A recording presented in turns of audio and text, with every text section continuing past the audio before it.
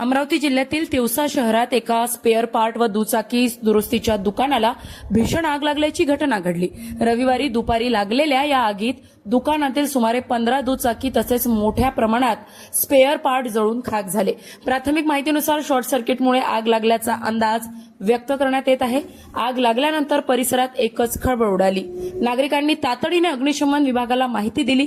घटनास्थळी दाखल झालेल्या अग्निशमन दलाने अथक प्रयत्नानंतर आगीवर नियंत्रण मिळवले, मात्र तोपर्यंत दुकानातील बहुतांश साहित्य आगीच्या भक्ष्यस्थानी पडले होते। या आगीत सुमारे 50 लाख रुपयांपेक्षा अधिक आर्थिक नुकसान झाल्याचा प्राथमिक अंदाज व्यक्त करण्यात आला आहे। सुदैवाने या घटनेत कोणतीही जीवितहानी झालेली नाही। पोलीस आणि संबंधित यंत्रणांकडून घटनेची पुढील चौकशी सुरू आहे।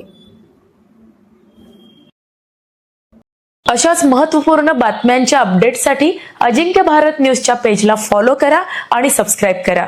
Thank you for watching.